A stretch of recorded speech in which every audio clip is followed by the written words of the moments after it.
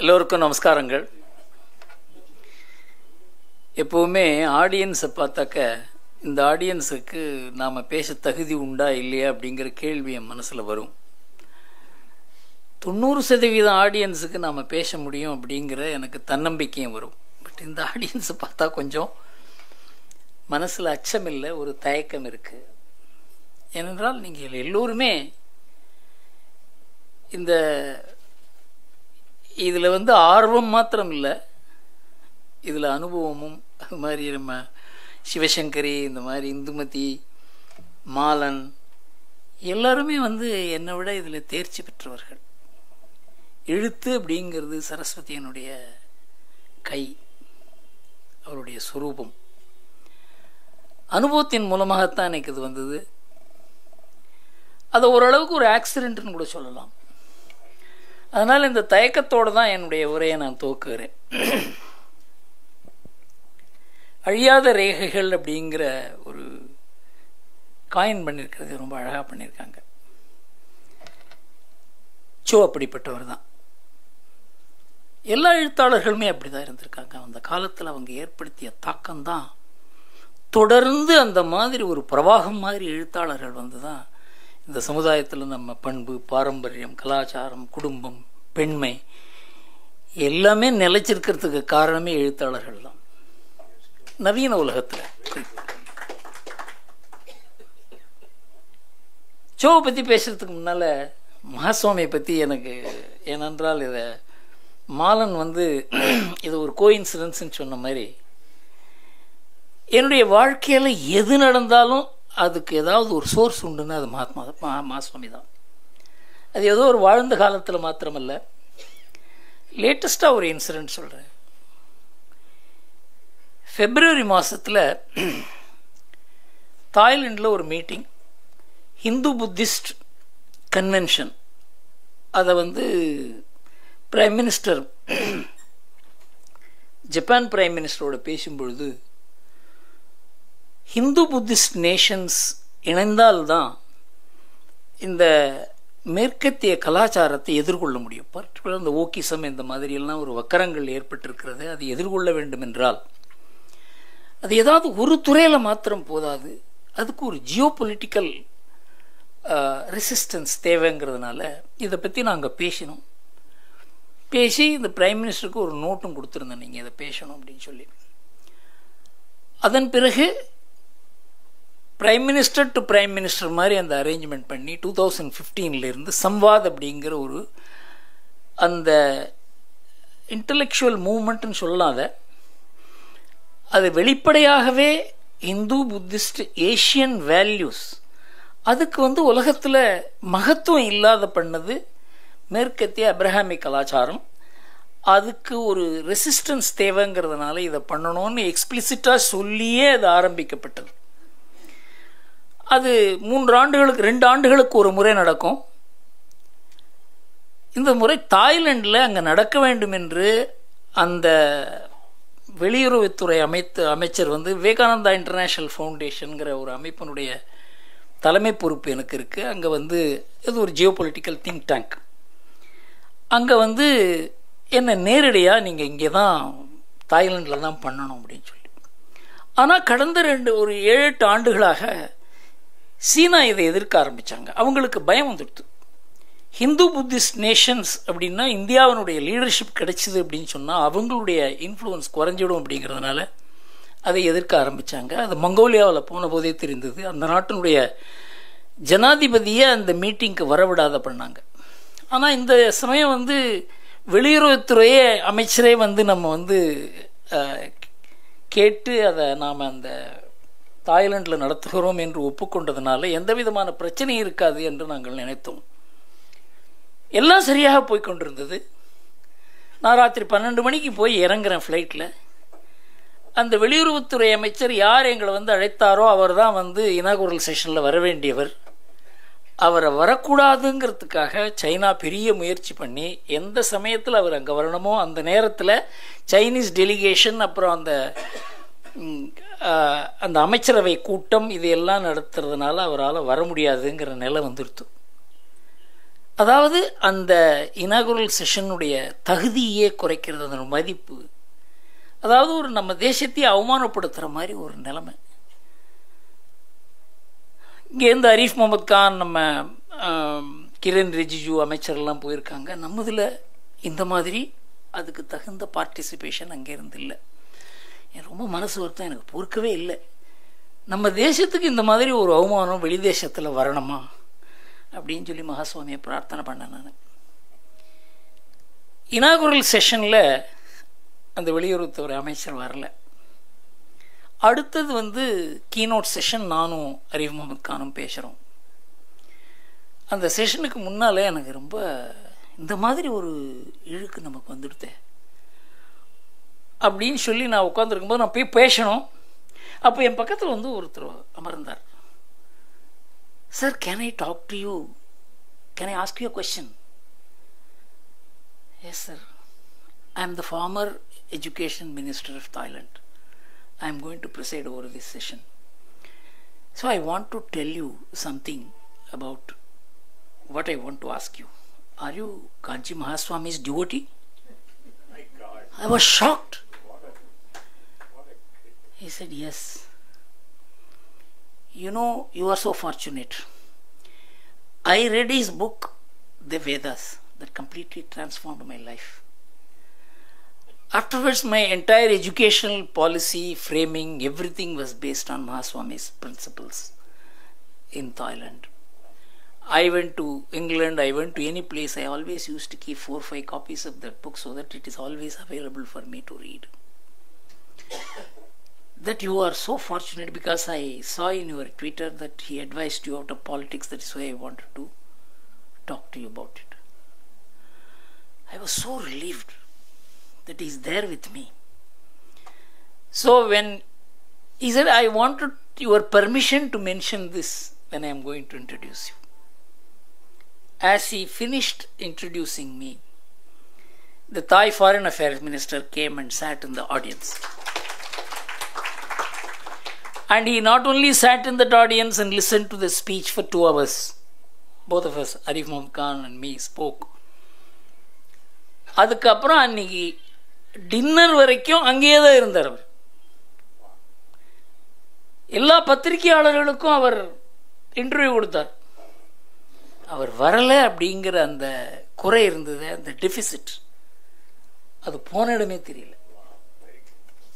இதை நான் துக்ளக்கில் எழுதியிருக்கேன். மகாசுவாமி அப்படிங்கிறது எனக்கும் சோவுக்கும் ஒரு காமன் பாண்ட். நீ அவர் எப்படியா பார்க்குற அப்படின்னு கேட்பார். என்னால் அவர் கண்ணை பார்க்க முடியலையே அப்படிம்பார். நீ எப்படி அவர்கிட்ட பேசுகிற? என்னால் பேச முடியல. சோ மகாசுவாமி இப்படி தான் உட்காந்துருப்பார். நான் சாதாரணமாக என் தாத்தா கிட்ட பேசுகிற மாதிரி பேசுவேன். அந்த மாதிரி அவருடைய பக்தி, மகாசுவாமி கிட்ட அவருக்கு இருந்த பக்தி என்னுடைய பக்தியோட 100 மடங்கு. பயம், அந்த மாதிரி ஒரு டவரிங் இன்டலெக்சுவல், ஒரு பெரிய ஸ்பிரிச்சுவல் ஃபோர்ஸுக்கு சரண்டர் ஆனதை நான் பார்த்துருக்கேன். சோவை இதுதான் சோ எப்படின்னு சொல்ல முடியாது. நமக்கு வெளிப்படையாக தெரியும். அவர் ஒரு பத்திரிகை ஆசிரியர், எழுத்தாளர், கதாசிரியர், அவர் ஒரு நாடக ஆசிரியர், அவர் ஒரு சினிமா நடிகர், அவர் ஒரு அறிவுஜீவி. எத்தனையோ அவரை விதவிதமாக பார்க்க முடியும். இதெல்லாம் சைலோஸ் தான். இதெல்லாம் சேர்த்து சோ யார் அப்படிங்கிறத பார்க்கறது ரொம்ப கடினம். நான் அவர்கிட்டயே சொல்லியிருக்கேன், நீ ஏதோ சாதாரணமான ஆள் இல்லைப்பா, வெளியில் பார்க்கறதுக்கு நீ சாதாரணமான ஆளை தெரியாது, ஏதோ ஒரு தேவசக்தி உன்னை இயக்குகிறது. அதை பற்றி பின்னால் சொல்கிறேன். நான் என்னை பற்றி அவரும் அவரை பற்றி நானும் நிறைய அனலைஸ் பண்ணியிருக்கோம். மிக உயர்ந்த மனிதர் அப்படின்னு சொன்னாக்கா அதுலேயும் அவர் அடங்க மாட்டார். அந்த மாதிரி ஒரு ஃபினாமினன், அதுதான் சோ. அவர் எல்லாத்துக்கும் தாண்டி ஒரு பெரிய தேசபக்தர். தேசபக்தி எப்படின்னா நம்ம ஊரில் பேட்ரியாட்டிசம் அப்படிங்கிறது நான், அதாவது இந்த மண்ணை அப்படியே தெய்வமாக நினைச்ச ஒரு மனுஷன். தேசம், தெய்வம், தர்மம், இது 3க்கும் வித்தியாசம் இல்லை, இது 3ம் இணைந்தது தான் பாரத தேசம்னு நினைச்சவர். அதனால தான் அவருடைய எழுத்துக்களில் இது எல்லாம் வெளியில் வந்துட்டே இருங்க. அவருடைய ரியாக்ஷன் எப்படி இருக்குங்கிறத நான் ஒரு சுச்சுவேஷனில் எப்படி ரியாக்ட் பண்ணாருங்கிறத சொல்கிறேன். அந்த மனிதரோட என்னுடைய ஜேர்னி 1975 எமர்ஜென்சி போது தொடங்கியது. அப்போ நாங்கள்லாம் அண்டர் கிரவுண்ட் ஒர்க்கர்ஸாக இருந்தோம். எங்களுக்கு நல்லா இருந்திருக்கான், இப்படி அடங்கியிருக்கானே தவிர இவன்லாம் ஒரு பெரிய போர் வீரன். எமர்ஜென்சியில் தான் நாங்கள்லாம் ஒர்க் பண்ண ஆரம்பித்தோம். அண்டர் கிரவுண்ட் ஒர்க் பண்ணும்பொழுது சோ எனக்கு வச்ச பெயர், ஒருத்தருக்கும் ஒரு பெயர் உண்டு, மாற்று பெயர். ராமகோபாலனுக்கு குன்னக்குடி வைத்தியநாதன் பேர், பட்டப்பட்டையாக விபூதி போட்டுட்டு இருப்பார் அவருக்கு. எனக்கு பேர் நச்சிகேதஸ்ன்னு வச்சார் சோ. அந்த அந்த பேரை தான் வச்சு என்னை எழுத சொன்னார் முதல்ல துக்ளக்கில். உன் பேரில் எழுதாத, நச்சிகேதஸுங்கிற பேரில் எழுது, இதுக்கு எப்படி ரிசப்ஷன் இருக்குன்னு பார்க்குறோம், அதுக்கப்புறம் உன் பேரில் எழுது அப்படின்னு சொன்னார் அவர். எனக்கு நச்சிகேதஸ்ன்னு பேர் கொடுத்தது எமர்ஜென்சியில் சோ. அவருக்கு எனக்கு நெருக்கம் ஏற்பட்டதுக்கு காரணம் முதல்ல அரசியல். எமர்ஜென்சியில் எப்படி அந்த எமர்ஜென்சி எதிர்கொள்வது அப்படிங்கிறதுக்காக அதுக்கு உண்டான வியூகங்கள் வகுக்கும் பொழுது கொஞ்சம் கொஞ்சமாக, அதாவது எல்லாத்துலேயுமே நான் கடைசியில் என்ன பார்த்தேன்னா, ஏதோ ஒரு டிவைன் ஃபோர்ஸ் நம்மோட இல்லை என்றால் நம்ம எல்லாம் எதையுமே பண்ண முடியாது அப்படிங்கிறத நான் ரியலைஸ் பண்ணியிருக்கேன். அந்த சமயத்தில் தான் எனக்கு இந்தியன் எக்ஸ்பிரஸ் தொடர்பு வருது. அந்த தொடர்பு வர்றதுக்கு காரணம் காஞ்சி ஆச்சாரியர். அங்கே இந்தியன் எக்ஸ்பிரஸினுடைய ஸ்டாச்சுட்டரி ஆடிட்டர்னுடைய கௌரிகாந்தனை மீட் பண்ணுறேன். அவர் என்னப்பா பண்ணுறேன் அப்படின்னு கேட்குறாரு. நான் ஒரு மார்வாடி ஃபேமில் இருக்கேங்கிறேன். அங்கே ஏன்ப்பா இருக்கேன், எங்கிட்ட வா அப்படிங்கிறார். அது மூலமாக இந்தியன் எக்ஸ்பிரஸ் தொடர்பு வருது, அது மூலமாக கோயங்கா தொடர்பு வருது. எமர்ஜென்சிலேயே நான் கோயங்கா அட்வைசராக இருக்கேன். இதெல்லாம் ஒரு 1.5 வருஷத்தில் நடக்குது. அதுக்கப்புறம் கோயங்காவுக்கும் சோவுக்கும் உறவு ஏற்படுறது. இதெல்லாம் ஒரு செயின் மாதிரி. அது வரைக்கும் எம்ஜிஆர் அப்போஸ் பண்ணிட்டு இருந்த சோ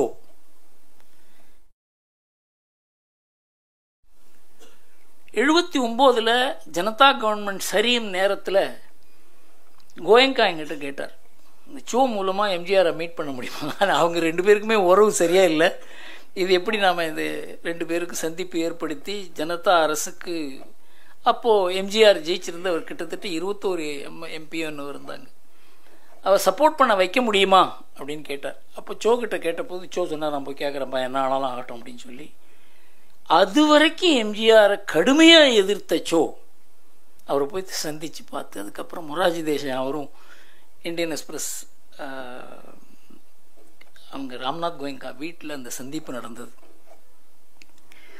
அதன் பிறகுதான் எம்ஜிஆருக்கும் சோவுக்கு நெருக்கமான ஒரு உரை ஏற்பட்டது. எம்ஜிஆர் காமராஜை தவிர வேற யாரையுமே சோவால் ஏற்றுக்கொள்ள முடியல. அவர் எத்தனையோ முயற்சி பண்ணார், இந்திராவையும் காமராஜையும் சேர்க்க வேண்டும் என்று முயற்சி பண்ணார். அதுக்காக ஒரு யுக்தி கையாண்டார். இந்திரா காந்தி ஒரு பெரிய ஒரு கான்ஃபரன்ஸில், காங்கிரஸ் கான்ஃபரன்ஸுக்கு வந்திருந்தாங்க. இவரை யார் மூலமாகவோ அழைக்க வைத்தார். சோவே சொல்லிடுறேன், யார் என்னை எப்படியாவது அந்த மீட்டிங்க்கு அழைக்க வேண்டும். என்னென்னா இந்திரா காந்தியை ரொம்ப கடுமையாக எதிர்த்தவர். இது எமர்ஜென்சிக்கு முன்னால் 73 நினைக்கிறேன்.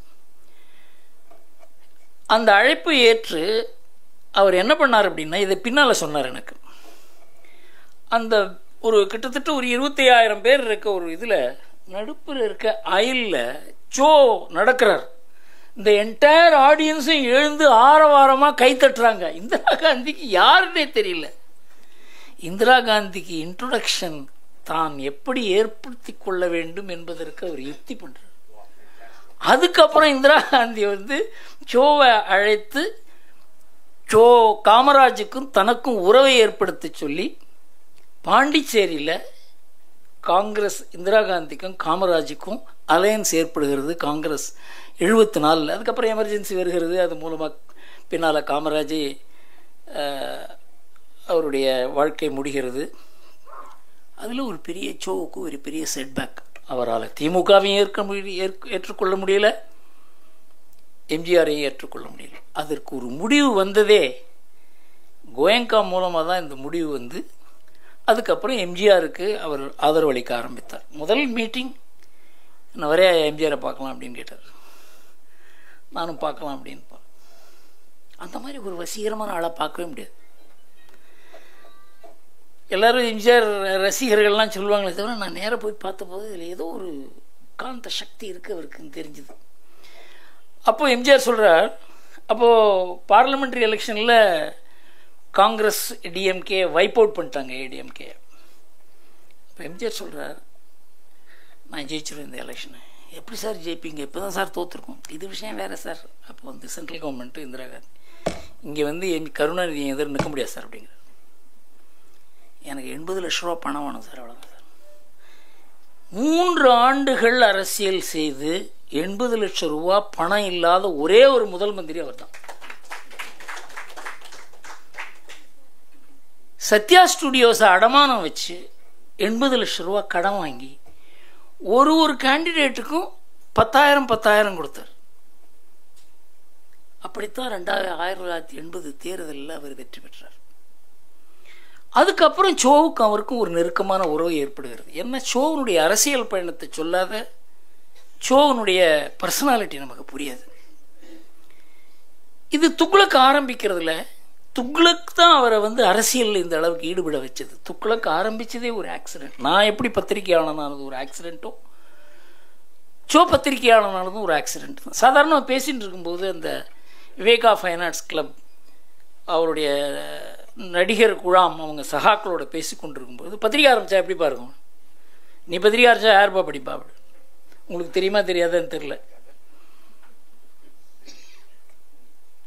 ஹிந்துவில் ஒரு சின்ன அட்வர்டைஸ்மெண்ட் கொடுத்தாங்க, பத்திரிக்கை ஆரம்பித்தாக்க எத்தனை பேர் வாங்க, இப்போ 1000கணக்கான ரெஸ்பான்ஸ் வந்தது. அதில் அதுக்கப்புறம் தான் அவங்களுக்கே புரிஞ்சுது சோவனுடைய அரசியல் கருத்துக்களை படிக்கிறதுக்கு பத்திரிகை துறையில் வாசகர்கள் ரெடியாக இருக்காங்கன்னு தெரியாது. ஒரு ட்ராமா பார்க்குறதுக்கு தான் வருவாங்கன்னு நினச்சாரே தவிர தன்னுடைய கருத்துக்களை படிக்கிறதுக்கு இந்த மாதிரி ஒரு குழாம் இருக்கிறது என்பதே அவருக்கு அந்த அட்வர்டைஸ்மெண்ட் மூலமாக தெரிந்து அதற்கு அப்புறம் தான் துக்ளக் ஆரம்பிக்கப்பட்டது.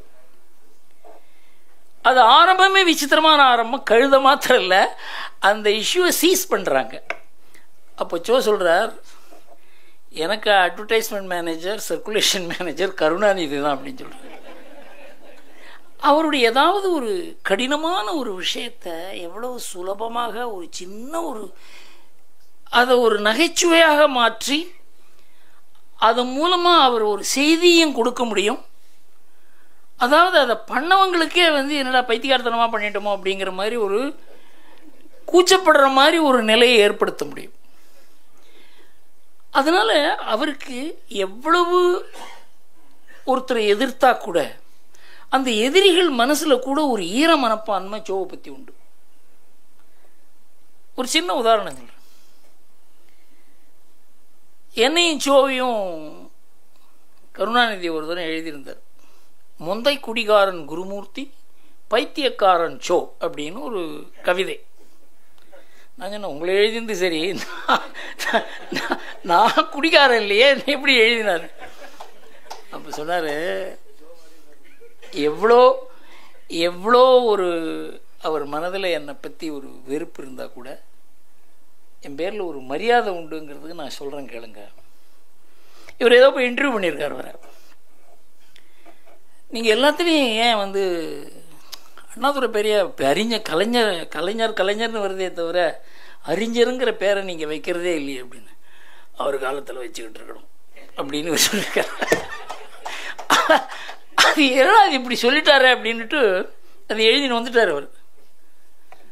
சோ அப்படின்னு ஃபோன் பண்ணாராம், நீங்கள் என் நண்பர், அதை போட்டுறாதீங்க. அந்த அளவுக்கு ஒரு இன்ஃபார்மலான உறவு எல்லாரோடையும் இருந்தது. இது ஒரு ஆச்சரியமான விஷயம். அதுக்கு நான் சொல்லுவேன், நீங்கள் இந்த நகைச்சுவை நடிகராக இருந்து எல்லாரையும் குஷிப்படுத்தி ஊரில் இருக்கவங்களை பூரா வசீகரித்து ஒரு உங்கள் பயணம் வேறு பயணம் சார். மானு, பிரபு சாவ்லா, சோ நாங்கள் 3 பேரும் அமர்ந்து பேசி கொண்டிருந்தோம். இப்போ நான் சொன்னேன், சோ உங்களுக்கு புகழ் வந்து ரொம்ப கஷ்டப்பட்டு கிடச்சிது, ஏராளமாக உழைச்சிங்க, சினிமா, ட்ராமா, எழுத்து. எனக்கு புகழ் ஓசியில் கிடச்சிது. சோனியா ராஜீவ்காந்தி என்னை அரெஸ்ட் பண்ணார், நான் பெரிய ஆள் ஆகிட்டேன். நான் வேறு ஒன்றும் இல்லையா. ஆனால் உங்கள் நாலேஜு, உங்களுடைய அறிவு உங்களுக்கு ஓசியில் கிடச்சிது.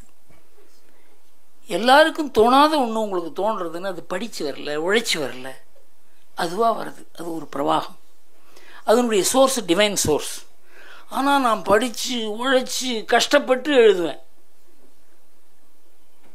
எனக்கு என்னுடைய அறிவு அப்படிங்கிறது ரொம்ப கஷ்டப்பட்டு வந்தது, உங்களுக்கு ஓசியில் வந்தது. என்னுடைய புகழ் எனக்கு ஓசியில் வந்தது, உங்களுக்கு கஷ்டப்பட்டு வந்தது. நம்ம ரெண்டு. அப்போது பிரபு சாவ்லா சொன்னால், இந்த மாதிரி ஒரு பிரெயினை நான் பார்த்ததே கிடையாது வாழ்க்கையில். எத்தனையோ பேரை பத்திரிகை துறையில், அரசியல் துறையில் சந்திச்சிருக்கேன். அப்போ தான் சோக்கிட்ட சொன்னேன், இது ஏதோ உங்களுக்கு நீங்களாக உருவாக்கி கொண்டதில்லை, உங்களுக்கு இது ஒரு தெய்வ சக்தி கொடுத்துருக்கிறது. இதை அந்த தெய்வ சக்தியை நான் அவருடைய அதிலேருந்து நான் தொடர்ந்து பார்த்துருக்கேன். இந்த திராவிட சித்தாந்தத்துக்கு இந்த அளவுக்கு எதிர்ப்பு அறிவுபூர்வமாக யாராவது ஒருத்தர் செய்திருக்க முடியும்னா அது சோ மாத்திரம் தான் பண்ணியிருக்க முடியும். அந்த புயல் வந்தது பாருங்க, அந்த நாஸ்திக புயல், தேச விரோத புயல், நம்ம கலாச்சாரத்தையே தகர்க்கக்கூடிய புயல். அந்த பீரியடில் என்னென்ன பேச்சு, என்னென்ன வார்த்தைகள், என்னென்ன பிரசங்கங்கள் நடக்கும்னு பல பேருக்கு தெரியவே தெரியாது. இப்போ என்ன ஏதோ இந்தியா டுடேல இன்டர்வியூ பண்ணாங்க, உதயநிதி இப்படி பேசியிருக்காரா சனாதன தர்மத்தை பற்றி அப்படின்னு. எனக்கு ஒரு சந்தோஷம், அவர் கண்ணியமான வார்த்தையில் தான் பேசியிருக்காரு அப்படின்னு சொன்னேன். ஏனென்றால் சனாதன தர்மத்தை 1950, 60, 70 எந்த மாதிரி இவங்க பேசியிருந்தாங்க, அந்த வார்த்தையை இன்னைக்கு பிரிண்ட் கூட பண்ண முடியாது அப்படின்னு சொன்னேன் நான். அதனால டிஎம்கே கொஞ்சம் கண்ணியமாக மாறி இருக்கிறது என்று சொன்னேன். அந்த காலத்தில் 1970களில் அது பெரிய அளவுக்கு அதுக்கு ஒரு அரசியல் சக்தி எதிர்ப்பே இல்லைங்கிற ஒரு நிலை காமராஜுக்கு அப்புறம் வந்த பிறகு அதை எதிர்த்து போராடியது சித்தாந்த ரீதியாக அவருக்கு மறுப்பு கூற முடியாது. இல்லை என்றால் எதிர்ப்பே இல்லை, சித்தாந்த ரீதியாக எதிர்ப்பே கிடையாது. பத்திரிகை துறையில் எதிர்க்கிறதுக்கு ஆள் கிடையாது, எழுத்தாளர்கள் கிடையாது. இத்தனைக்கும் அவங்க தமிழ் திருடினவங்க. 1963 வரைக்கும் திராவிடத்தை பற்றி மாத்திரம் பேசினாங்க. பெரியார் மாத்திரம்தான் ஒரு நாணயமான ஒரு அரசியல்வாதின்னு நான் சொல்லுவேன். ஏனென்றால் தமிழ் என்றால் சனாதன தர்மம் என்ற உண்மையை கூறியவர் அவர் தான். அதனால தமிழ் இவங்க தொடலை. 65 காங்கிரஸ் இந்த ஹிந்தி எதிர்ப்பு போராட்டத்தை அவங்களுக்கு ஒரு தத்தம் செய்ததுனால அவங்க எல்லோரும் தமிழ் பக்தர்களாக மாறினார்கள். எத்தனை பேருக்கு தெரியும், அண்ணாதுரை முதல் முறையாக திருக்குறளை பற்றி பேசியது அவர் முதலமைச்சர் ஆன பிறகு. முதல் முறையாக கருணாநிதி திருக்குறளை பற்றி உரை எழுதியது 1996. 220 புக்கு எழுதியிருக்கார் அண்ணாதுரை. ஒன்று கூட தமிழ் நூல்களை பற்றி கிடையாது, கம்பரசத்தை தவிர.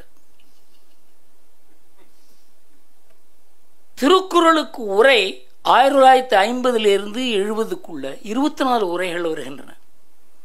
இவங்க பதவிக்கு வந்த உடனே அடுத்த 10 ஆண்டுகள் அது 3ஆக குறைகிறது. ஏனென்றால் திருக்குறள் தங்கத்தட்டில் வைத்த மலம் என்று பேசிய கட்சி ஆட்சியில் வந்த உடனே அதை பற்றி எழுதுறதுக்கே பயம். இந்த தமிழை திருடினாங்க அவங்க. காரணம் காங்கிரஸ். தமிழை வளர்த்தது தேசியவாதிகள், ஆன்மீகவாதிகள், காங்கிரஸ்காரங்க. ஆனால் அதை திமுகவுக்கு தத்தம் பண்ணிட்டாங்க. இதையெல்லாம் எடுத்து வெளியில கொண்டு வந்தது சோ மாத்திரம் தான், அது வேற யாருமே கிடையாது. அந்த பீரியட்ல இது எழுதுவதற்கு ஆள் கிடையாது. பெரியார் என்ன சொன்னார், அண்ணா என்ன சொன்னார், கருணாநிதி என்ன சொன்னார், இது எழுதுவதற்கு பயம். எத்தனையோ அவருக்கு பிசிக்கல் த்ரெட்ஸ் வந்திருக்கு அந்த பீரியட்ல. அதுவும் 70, அதுக்கப்புறம் இன்னும் வந்ததெல்லாம் ஆபத்தானது. அதனால இந்த திராவிட சித்தாந்தத்தையும் திராவிட இயக்கங்களையும் எதிர்த்து போராடி இன்னைக்கு தமிழ்நாட்டில் ஒரு ஆன்மீக சூழ்நிலை உருவாவதற்கான ஒரு நிலையை உருவாக்கினது சோதம். தமிழகத்தில் 1970 அந்த மாதிரி கட்டத்தில் நான் கபாலி கோயிலுக்கு போகும்பொழுது அன்றைக்கு பிரதோஷத்துக்கு பார்த்தீங்கன்னா 150 பேர் வருவாங்க.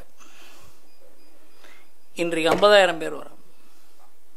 கரூரில் ஒரு சின்ன கோவில், சிவங்கோவில் நடுப்புற இருக்கும். நாங்கள் அந்த சுதேசி ஜாகரன் மஞ்சு மூமெண்ட்டு போகும்போது டீ கடையில் உட்காந்து, எப்போவுமே டீ கடையில் உட்காந்து பேசுவேன். ஒரு 1/2 மணி நேரம் 3/4 மணி நேரம் பேசி அந்த ஜனங்க மனநிலை எப்படி இருக்குங்கிறத கேட்கும்போது, அப்போ சொன்னால் இந்த கோயிலை பாருங்கள் சார், பிரதோஷத்துக்கு நான் ஒரு 4 பாட்டில் எண்ணெய் வாங்கி கொடுப்பேன், எல்லா சன்னதிக்கும் கொஞ்சம் விளக்கு ஏற்றணுன்னு.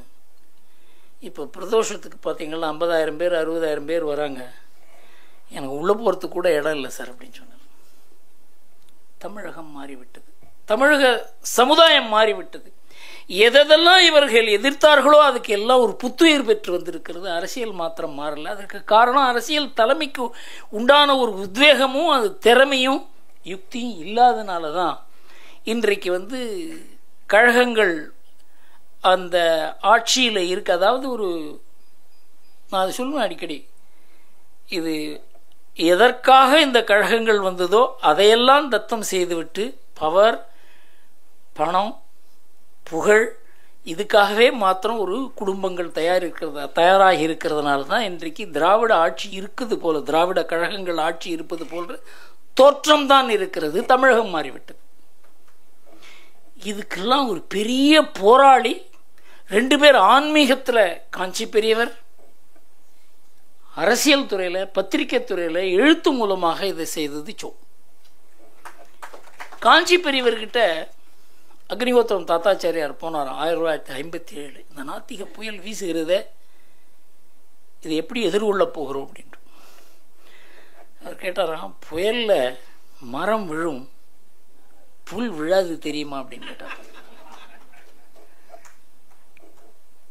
புல் போல இருக்க வேண்டும் அப்படின்னு சொன்னாராம். அதுக்கு என்ன பண்ணுறது அப்படின்னு கேட்ட உடனே, நீங்கள் எல்லா கோவில்கள்லையும் திருப்பாவ மகாநாடு நடத்துங்க, அதில் எல்லாம் மேடையில் ஏறி அமர்வுகிறது பிராமணர்களை அமர்த்தாதீர்கள், மற்றவர்களை அமர்த்துங்கன்னு சொன்னாராம். அது ஒரு பெரிய மூமெண்ட் ஆச்சு.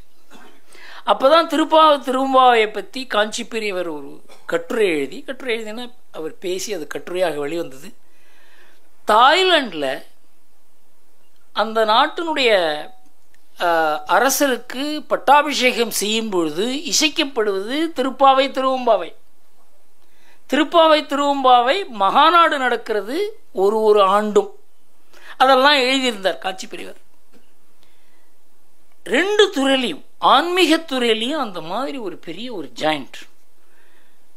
அரசியல் பத்திரிகை துறையில் இவர் எனக்கு எந்த மாதிரி நெருக்கம் ஏற்பட்டது பாருங்க. சோவுக்கு பல தர்ம சங்கடங்கள் வந்திருக்கிறது. எனக்கும் அவருக்கும் கருத்து வித்தியாசம் பல வகையில் வந்திருக்கு. எந்த கட்சியை ஆதரிக்கிறது, யாரை எதிர்க்கிறது, இதில் நாங்கள் 2 பேரும் அடிதடியே நடந்திருக்கிறது எங்களுக்குள்ள. உதாரணமாக 1989 தேர்தல் எடுத்துக்கோம். 1986 நான் பத்திரிகையாளர் ஆனபடி திடீர் பத்திரிகையாளர் ஆனேன். ராம்நாத் கோயங்கா சொன்னார், இந்த அம்பானி உலகத்தையே வாங்கிடுவான் போல் இருப்பா, இவனை நீ இன்வெஸ்டிகேட் பண்ணி ரிப்போர்ட் தயார் பண்ணணும். 4 வால்யூம் ரிப்போர்ட் தயார் பண்ண. அதை இந்தியன் எக்ஸ்பிரஸில் எழுதுறதுக்கு நாங்கள் 20 ஜேர்னலிஸ்ட்டை இன்டர்வியூ பண்ணோம், யாருமே ரெடி இல்லை. கோயங்கா சொன்னார், நீ தான்டா ஜேர்னலிஸ்ட் அப்படின்னு. எனக்கு எழுதவே தெரியும். சார்ட்டர்ட் அக்கௌண்டன்ட்னா பெரிய 20 பக்கம் 30 பக்கம் எழுதி பழக்கமே தவிர 2 பக்கத்தில் எழுதுகிற பழக்கமே கிடையாது எனக்கு. அப்போ என்கிட்ட ராம்நாத் கோயங்கா சொன்னார், ராஜாஜினுடைய கோட் ஒன்று எடுத்து கொடுத்தார் எனக்கு. அது என் வாழ்க்கையே மாற்றியது. The best communicator is one who makes himself understandable to the least intelligent in the audience. அது என்னுடைய எழுத்து, என்னுடைய சிந்தனை, என்னுடைய பேச்சு எல்லாத்தையுமே அது மாற்றிடுச்சு. அதுக்கப்புறம் தான் நான் ஜேர்னலிஸ்ட் ஆகி அதில் ஒரு பெரிய அதாவது எனக்கு எல்லாமே லைஃப்பில் ஒரு ஆக்சிடெண்ட் தான், சீரீஸ் ஆஃப் ஆக்சிடெண்ட்ஸ். அதில் அது ஒன்று. அதுக்கப்புறம் அதன் மூலமாக என்னை ஒரு ஃபோர்ஜ்டு லெட்டர் வச்சு அரெஸ்ட் பண்ணுறாங்க. அரெஸ்ட் பண்ண உடனே எனக்கு ஒரு பெரிய உலக அளவில் பெரிய அந்த லெட்டர் ஃபோர்ஜ்டுன்றது கோர்ட்டில் ப்ரூவ் ஆகிடுது. அதனால் உலக அளவில் ஒரு பெரிய குருமூர்த்தி அப்படின்னா தெரியும், பத்திரிகையாளர், அது இது எல்லாம் வந்த உடனே அப்போ தான் நான் சோக்கிட்ட சொன்னேன், பாருங்கள் இந்த புகழுக்கு எனக்கு சம்மந்தமே கிடையாது. அப்போ இந்த புகழ் வந்த உடனே அது எப்படி என்ன பண்ணுறதுன்னு புரியல. திடீர்னு உனக்கு $1 பில்லியன் டாலர் லாட்ரி விழுந்துன்னா ஒரு ஆள் என்ன பண்ணுவான்? அந்த கஷ்டம் ஒருத்தருக்கு வந்தால் தான் தெரியாது எப்படி. ஏன்னா வீட்லேயே எல்லோரும் நான் ஒரு தனி ஆள் மாதிரி, என்னுடைய பிரதர்ஸே அப்படி, உறவுக்காரங்க அப்படி. இன்னொன்று சொல்கிறேன், நான் அரெஸ்ட் பண்ண உடனே அன்னைக்கு ஈவினிங் மாலை முரசில் CIA உளவாளி கைது அப்படின்னு எங்கள் வீட்டுக்கு வரதே நிறுத்திட்டாங்க. எல்லோரும் 2 பேர் தான் வந்தாங்க. சோ ராமசுவாமி, ஐராவத மகாதேவன் 2 பேர் தான் எங்கள் வீட்டுக்கே வந்தாங்க. 10 நாள் என் வீட்டு பக்கமே யாரும் வரல.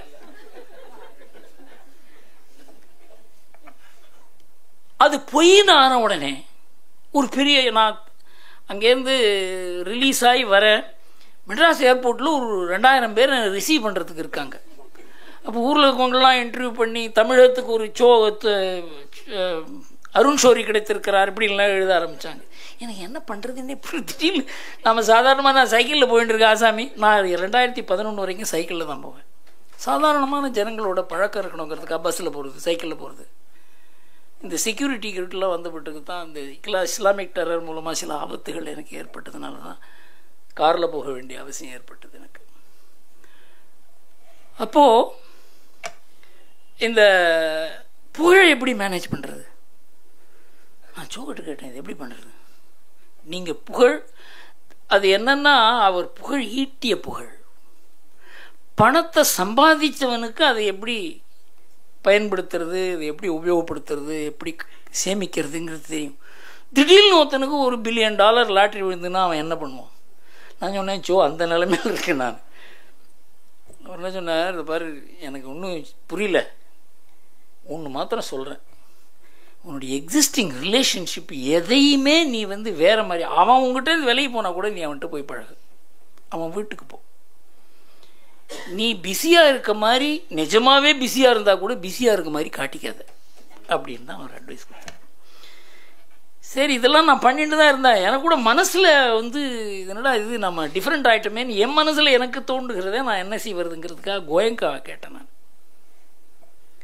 நான் சொன்னார், மகாத்மா காந்தியை கோட் பண்ணார். அந்த கோட் என் லைஃப்பை அப்படியே மாற்றியது. அதை நான் சோக்கிட்ட சொன்னேன். நான் மகாத்மா காந்தி 1923 நான் கோஆப்ரேஷன் மூவ்மெண்ட்டை அவர் வாபஸ் பெறும்பொழுது அவருக்கு பெரிய வீழ்ச்சி ஏற்படுகிறது. அவர் அந்த சௌரி சௌரா இன்சிடெண்ட்டுக்கு அப்புறம் காந்தி படத்தை தெருவில் வச்சு காரி துப்பியிருக்காங்க பாம்பேயில். அவருடைய பெயர் அப்படியே எந்த அளவுக்கு உயர்ந்திருந்தாரோ அதை விட ரொம்ப கீழான ஒரு நிலைக்கு அவருடைய பெயர் வந்து விட்டதுனால பிபிசி இன்டர்வியூ பண்ண அவர் கோயங்கா சொன்னார், mister Gandhi, it seems your popularity has left you. அது காந்தி பதில் கூறுகிறார், popularity comes without invitation and cos without farewell. இதுதான் உண்மை. இந்த மாதிரி பெரியவர்கள் சரியான தருணத்தில் அவங்க ஒரு கைடு பண்ணும்பொழுது நம்ம வாழ்க்கையே மாறுகிறது, அதுக்கு திசை கிடைக்கிறது, இல்லைன்னா கிடைக்காது. இதை நான் சோக்கிட்ட சொன்னபோது, காந்தி இந்த மாதிரி சொல்லியிருக்காரு, எனக்கு தெரியவே தெரியாதுப்பா எனக்கு. ஏன்னா காந்தியை பற்றி தெரியாத ஒரு நாடு காந்தியை செலிப்ரேட் பண்ணிட்டு இருக்கோம், அவருக்கு செலவு வச்சுருக்கோம், அவருக்கு சாலை அவர் பெயரில் அமைத்திருக்கிறோம், யூனிவர்சிட்டி கூட கட்டியிருக்கிறோம். ஆனால் காந்தியை பற்றி தெரியாதுங்கிற ஒரு நிலைமை நம்ம நாட்டில் இன்றைக்கி இருக்குது. அதை கூட எழுதியிருக்கிறத பற்றி 1989 ஒரு பெரிய பிரச்சனை வருது. எனக்கும் ராம்நாத் கோயங்காவுக்கும் சோவுக்கும் ஒரு நெருக்கமான ஒரு உறவு ஏற்பட்டது. நாங்கள் எப்போவுமே நம்ம கபாலி கோயிலுக்கு போவோம், அப்படியே சோ ஆஃபீஸுக்கு போய் காஃபி சாப்பிட்டுட்டு அவரை என்னை கொண்டு ட்ராப் பண்ணிட்டு ராம்நாத் கோயங்கா அவர் வீட்டுக்கு போவார். இது மாதத்தில் ஒரு 3-4 தடவை இது மாதிரி நடக்கும். அவர் எப்போ மெட்ராஸில் இருக்காரோ இந்த மாதிரி நடக்கும். அப்போ சோவை அவர் டே சோ, நீ இன்டலெக்சுவல் கூண்டாடா அப்படிம்பார். He will call him an intellectual gunda. அது சோ ரொம்ப பெருமையாக சொல்லுவார். அந்த அளவுக்கு அவங்களுக்கு நெருக்கமான உறவு ஏற்பட்டது. நிறைய விஷயத்தில் சோ கன்சல்ட் பண்ணுவார் கோயங்கா. 1987 ராஜீவ்காந்திக்கு எதிராக போஃபர்ஸில் ராஜீவ்காந்தியை வீழ்த்துவதற்கு முக்கிய காரணம் இந்தியன் எக்ஸ்பிரஸ் தான். அதில் நான் அருண் ஷோரி, கோயங்கா அவனுடைய லீடர்ஷிப் இருந்தது. பட் மற்ற விவகாரங்களெல்லாம் நான், அருண் ஷோரி, கோவிந்தாச்சாரியா, ஆர்எஸ்எஸ் பீப்புள், அட்வானி, வாஜ்பேயி, அப்புறம் தேவிலால், முலாயம் சிங், லாலு யாதவ், நாங்கள்லாம் சேர்ந்து இந்த அரசியல் அணியை திரட்டுவதற்கு முதுகெலும்பாக இருந்தது இந்தியன் எக்ஸ்பிரஸ். ஆனால் சோ மனசில் வேற ஐடியா இருந்தது. அவர் என்ன நினைச்சார், எம்ஜிஆர் காலமாகிவிட்டார், அதிமுக பிரிந்து விட்டது, இந்த சமயத்தில் காங்கிரஸை எப்படியாவது ஒரு முதன்மை கட்சியாக கொண்டு வந்து விட வேண்டும், இல்லையாவது இரண்டாவது கட்சியாவது கொண்டு வந்து விட வேண்டும் என்று. அதுக்காக அவர் பட்ட பாடு, இந்த போஃபோர்ஸ் இஷ்யூவையும் அவரால் தொடாத இருக்க முடியல, ராஜீவ்காந்தியை அட்டாக் பண்ணாத இருக்க முடியல, அட்டாக்கும் பண்ண முடியல. 89 எலெக்ஷன் வருது ஜனவரி மாதம். நான் ஐராவதம் மகாதேவன் தினமணி எடிட்டர், KS ராமகிருஷ்ணன் அப்போ இந்தியன் எக்ஸ்பிரஸ் எடிட்டோரியல் அட்வைசராக இருந்தார். நான் கோயங்கா உட்காந்து டிஸ்கஸ் பண்ணுறோம். எப்படி ஒரு முதிர்ந்தவர்கள் ஒரு பிரச்சனையை அணுகும்பொழுது எப்படி அணுகுவார்கள் என்பதற்கு எனக்கு ஒரு பயிற்சி. அது ஐராவதம் மகாதேவன் சொன்னார், நீங்கள் எப்படி எடுத்தாலும் சரி, திமுகவும் VP சிங்கும் அணிதேர்ந்திருக்கிறார்கள். தினமணி வாசகர்கள் திமுகவை ஏற்றுக்க மாட்டாங்க, அதனால நாங்கள் திமுகவை ஆதரிக்க முடியாது, திமுகவை எதிர்க்காமல் இருக்க முடியாது அப்படிங்கிற. கோயங்கா திமுகவை எதிர்க்கணும்னு நினைக்கிற ஒரு பத்திரிகை உரிமையாளர், அவர்கிட்ட சொல்கிறார் அவர் பண்ண முடியாது. ஏன்னா நம்ம ரீடர்ஸ் அவங்க மனநிலை அப்படி இருக்கு. திமுகவை ஆதரிக்க வேண்டும் அப்படின்றது என்னுடைய சிந்தனை, கோயங்கா அவனுடைய சிந்தனை, KS ராமகிருஷ்ணனுடைய சிந்தனை. ஸோ இந்தியன் எக்ஸ்பிரஸ் திமுகவை ஆதரிக்கும், தினமணி திமுகவை எதிர்க்கும் முடிவு பண்ணுறோம். சரி, நீ என்ன பண்ண போற சோ அப்படின்னு கேட்குறாரு. சொல்கிறார், நான் திமுகவை எதிர்க்கத்தான் போகிறேன். அப்போது மத்திய அரசை என்ன பண்ணுவீங்க அப்படின்னு கேட்குறேன். இந்த எலெக்ஷன் முடிகிற வரைக்கும் மத்திய அரசு பக்கம் நான் திரும்பியே பார்க்க, நாங்கள் எல்லாம் சிரித்து கொண்டு பேசுகிறோம். கடினமான பிரச்சனை, இந்தியன் எக்ஸ்பிரஸ் வாழ்வு சம்பந்தமான பிரச்சனை. ராஜீவ்காந்தி மறுபடியும் தேர்ந்தெடுத்து வந்தால் இந்தியன் எக்ஸ்பிரஸ் இருக்காது என்கிற ஒரு நிலை, லைஃப் அண்ட் டெத் இஷ்யூ. அந்த சமயத்தில் திமுக வெற்றி பெறவில்லை என்றால், இங்கே காங்கிரஸோ அல்லது அதிமுகவோ வெற்றி பெற்றால் அது பெரிய ஒரு செட்பேக் ஆகும், ராஜீவ்காந்திக்கு பெரிய ஒரு உத்வேகம் கிடைக்கும். அதனால் திமுக இங்கே வெற்றி பெற வேண்டும் அப்படிங்கிறது தான் எங்களுடைய, அதாவது மத்திய அரசை எதிர்க்கணும் அப்படின்னா இங்கே திமுக வெற்றி பெற வேண்டும். அப்போ சொன்னார், நான் இந்த எலெக்ஷன் முடிய விட்டு எது வேண்டுமோ செய்கிறேன் என்று சொல்லி அந்த எலெக்ஷனில் திமுக வெற்றி பெறுகிறது. அது காரணம் அதிமுக பிரிந்தது. ஆனால் ஒரு பெரிய ஒரு நல்ல காரியம் நடந்தது, அது சோவுனால தான் அதை பண்ணியிருக்க முடியும். காங்கிரஸுக்கு மறுபடியும் 21% ஓட்டு வந்தது அந்த எலெக்ஷனில். காங்கிரஸுக்கு 21, ஜெயலலிதாவுக்கு 21, ஜானகிக்கு 10, திமுகவுக்கு 29. திமுக வெற்றி பெறுகிறது, பிகாஸ் இந்த ஓட்டு பிரிந்ததுனால. இதை நாங்கள் எங்களுடைய இருந்த கருத்து வித்தியாசங்களை இப்படி சமாளிக்கிறோம். அதற்கு பிறகு ஜெயலலிதா அந்த பீரியடில் சோ LTTEக்கு எதிராக ஒரு போராட்டம் தொடங்கினார. பல பேருக்கு வெளியில் இருக்கவங்களுக்கு தெரியவே தெரியாது, அவருடைய உயிருக்கு ஒரு நிமிடமும் ஆபத்து. அப்போ நான் CIT காலனில் அவருடைய ஆஃபீஸ் இருக்கும், தனியாக அமர்ந்திருப்பார். அதுக்காக தினம் ஒரு 3-4 மணி நேரம் அவரோட போய் நான் அமர்ந்திருப்பேன். என் வேலையை எடுத்து கொண்டு போய் அங்கே செய்வேன். ஏனென்றால் அவர் பக்கத்தில் இருக்கிறதுக்கே பயம். அந்த பத்மநாபா மர்டருக்கு அப்புறம் LTTE என்ன வேணா செய்வாங்கங்கிற, அதுக்காக எந்த விதமான கிளேசமுமே இல்லாத LTTE அந்த மாதிரி ஒரு எதிர்ப்பு, அந்த மாதிரி ஒரு துணிவு. இத்தனைக்கும் அவருக்கு ப்ரொடெக்ஷன் கொடுத்தது ஜெயலலிதா காழ்ப்புணர்ச்சி காரணமாக ப்ரொடெக்ஷனை ரிமூவ் பண்ணுறாங்க, போலீஸ் ப்ரொடெக்ஷனை. எதை வேணா பண்ணிக்கிட்டோம் அப்படிங்கிறது. நான் சொன்னேன், சார் இது ஆபத்தான விஷயம் சார், இது நான் போய் எதுவும் கேட்க மாட்டேன். என்னை LTTE ஃபினிஷ் பண்ணால் அதுக்கு பொறுப்பு ஜெயலலிதா ஏற்றுக்கொள்ள வேண்டுமே தவிர எனக்கு பாதுகாப்பு வேண்டும் என்று நான் கேட்க மாட்டேன்னு சொன்னேன். போலீஸ் கமிஷன்கிட்ட பேச மாட்டேன், DGP கிட்ட பேச மாட்டேன், யார்கிட்டையும் பேச மாட்டேன், எனக்காகவும் யாரும் பேசக்கூடாதுன்னு சொன்னார். அந்த துணிவு அது சாதாரணமாக ஒரு மனித முயற்சியினால் வருகிற ஒரு துணிவு இல்லது, அதுக்கும் ஒரு தெய்வீக சக்தி இருந்து தான் அவருக்கு அந்த துணிவு. LTTE பற்றி அவர் என்னென்ன எழுதினாரோ அன்றைக்கு யாருக்குமே தெரியாது. 1987 எம்ஜிஆர் பதவியில் இருக்கிற வரைக்கும் LTTE ஆதரித்தார். அதற்கு பிறகு கருணாநிதி பக்கம் மாறியது LTTE. கருணாநிதியும் LTTEயும் ஒன்றானாங்க கருணாநிதி பவருக்கு வந்த உடனே. ஜெயலலிதா வந்த உடனே எல்டிடியை எதிர்க்க ஆரம்பித்தாங்க. அதுக்கப்புறம் தான் எல்டிடிக்கு எதிராக நடவடிக்கையை தமிழ்நாட்டில் தொடங்கியது. அதுக்கப்புறம் ஜெயலலிதா அவருடைய தவறு தெரியும். 1996 அந்த திருமணத்தின் மூலமாக ஒரு பெரிய ஒரு எதிர்ப்பால் வந்த உடனே அதை ஜெயலலிதாவால் சமாளிக்க முடியல. அந்த சமயத்தில் சோ வந்து திமுகவை ஆதரித்து திமுகவை மறுபடியும் பவருக்கு கொண்டு வந்ததில் அவருக்கு ஒரு பெரிய பங்கு இருந்தது. ஓரளவுக்கு அதை எதிர்க்க முடியல அந்த சமயத்தில். ஆனால் நான் ஒன்று சொன்னால், நாம் ஒரு பெரிய தப்பு பண்ணுறோம் சோ. பின்னால் அவரும் ஏற்றுட்டார், நாம் ஒரு தப்பு தான் பண்ணிட்டோம். அதை அதுக்கப்புறம் 2001 எலெக்ஷன்லேருந்து திமுகங்கிறது தீய சக்திங்கிற நிலைமை அவர் மாறவே இல்லை. அவர் கண்மூடுற வரைக்கும் அவருடைய அரசியலில் ஒரு சில சமயம் வந்து ஒரு நெருக்கடியான நேரத்தில் ஒரு டிசிஷன் எடுத்து அந்த டிசிஷன் சரியில்லைன்னா அவர் ஏற்றுக்கொள்வார். அந்த ஒரு ஓப்பன் மைண்டட்னஸ் அவர்கிட்ட இருந்தது. அதுக்கப்புறம் அவர் மாறல. அதுக்கப்புறம் எப்படியாவது ஒரு அணி சேர்த்து ஜெயலலிதாவை வெற்றி பெற வைக்க வேண்டும் என்பதற்காக 2001 முயற்சி பண்ணார். பிரம்மாண்டமான முயற்சி 2011 செய்தார். 2011 ஜெயலலிதா வெற்றி பெறவில்லை என்றால் தமிழ்நாட்டினுடைய அரசியலே மாறி இருக்கும். அதுக்கு பூரா எத்தனை நாள் இந்த விஜயகாந்தையும் ஜெயலலிதாவையும் வச்சுட்டு அவர் பட்ட பாடு இருக்கிறது. எல்லாத்தையும் பிடிங்க, அவர்கிட்டயே கொடுத்துருங்கோ, சீட்டெல்லாம் அங்கிட்டே கொடுத்துருங்கோ, அவரே ஆட்சி பண்ணட்டும் அப்படின்னு அந்த அம்மா கத்துவாங்க. இவர் கெஞ்சுவார், 40 சீட்டு அவனுக்கு கொடுத்தே ஆகணுமா.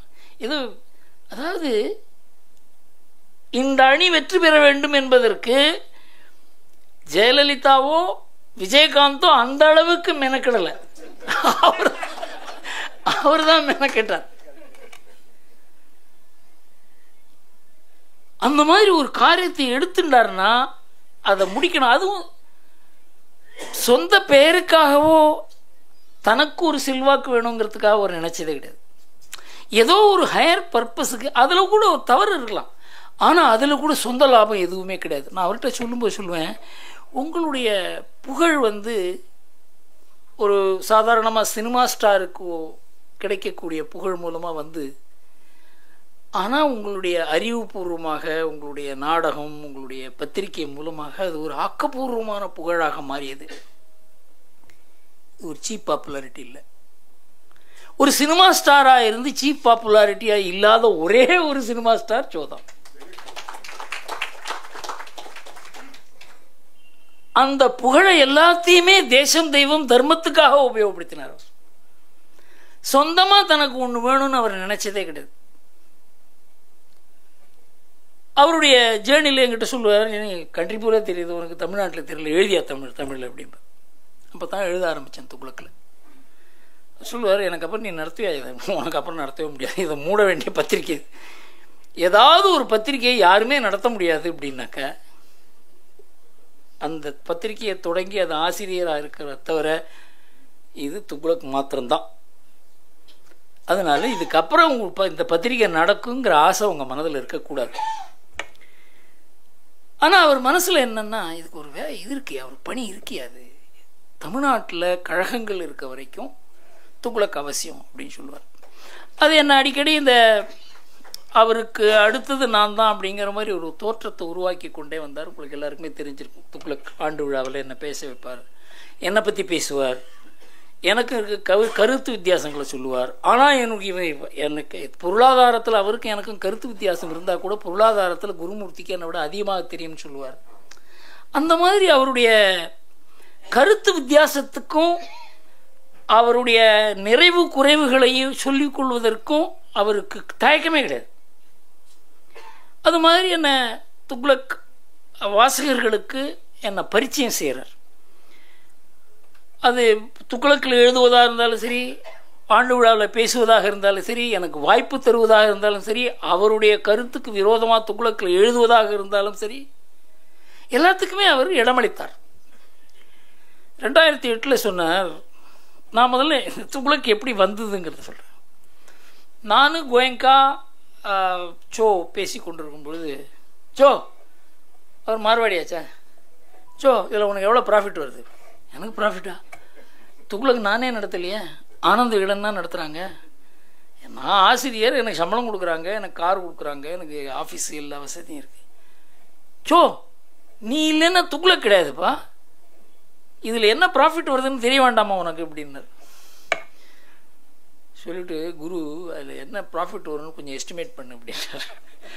நான் போய் பார்த்து எத்தனை எஸ்டிமேட் பண்ணாக்க கிட்டத்தட்ட மாதம் 10 லட்ச ரூபா ப்ராஃபிட் வரும். 1988 சொல்கிறேன் நான். இவருக்கு எல்லாமே சேர்த்து ஒரு 2-3 லட்ச ரூபாயே என்னவோ எல்லாம் வருது. அது தவிர 10 லட்ச ரூபா ப்ராஃபிட்னு சொன்ன உடனே கோயங்கா சொன்னார், என்னப்பா இது அநியாயமாக இவன் உழைப்பை வச்சு அவன் எதுக்கு 10 லட்ச ரூபா சம்பாதிக்கணும் மாதம், இது எப்படியா நம்ம வாங்கிடணும் அப்படின்னா. இது நாம் எப்படி வாங்க முடியாது, அவங்க 2 பேருக்கும் இல்லை உறவில் நாம் எப்படி பாலசுப்ரமணியம் சோவை ரொம்ப நெருக்கமானவர்கள், இது எப்படி நாம் போய் இதில் தலையிட முடியும். சோ குருமூர்த்தி நேராக போய் பாலசுப்ரமணியத்துக்கிட்ட நெகோஷியேட் பண்ணுவார். துக்ளக்கை வாங்குவேன்னு சொல்லுவார், நீங்கள் வாங்குவேன்னு சொல்லுவார். அது நீ அதை தடுக்கக்கூடாது. சோவுக்கு ஒரே தர்ம சங்கடம், என்ன பண்ணுறதுனே புரியல. நான் பேச மாட்டேயா, நீ என்ன பேசினாலும் நான் கேட்டுக்கிறேன். அவர் மாட்டேன் அப்படின்னு சொன்னார்னா 2 பேரும் எழுந்து வந்துடுவோம், தரேன் அப்படின்னு சொன்னாக்க நமக்கு லாபம் அப்படின்னு சொல்லி 2 பேரும் போனோம். அவருக்கு பாலசுப்ரமணியத்துக்கு என் பேர் ரொம்ப கோபம். நாங்கள் 2 பேரும் அண்ணா தம்பி மாதிரி இருக்கவங்க, எங்களை ஏன் பிரிக்கிறீங்க அப்படின்னு கேட்டார். நான் சொன்னேன், பிரிக்கல சார், இது மாதிரி கோயங்கா சொன்னார், எனக்கு இதுக்கு சம்மந்தமே கிடையாது, அவன் மார்வாடி சொல்கிறத கேட்டு இதெல்லாம் பண்ணிக்கலாம் அப்படி. அப்போது அவருடைய கண்ணியத்தை பாருங்கள், அவர் சொல்கிறதுலையும் ஒரு உண்மை இருக்குப்பா, இது சோவு தான். அதனால் இதை சோவுக்கு நான் டிரான்ஸ்ஃபர் பண்ணி கொடுக்குறேன்னு சொல்லி புக் வேல்யூவில் 2.5 லட்சம் ரூபாய்க்கு டிரான்ஸ்ஃபர் பண்ணி கொடுத்தார். எப்படிப்பட்ட மனிதர்கள் இருந்தாங்க பாருங்க.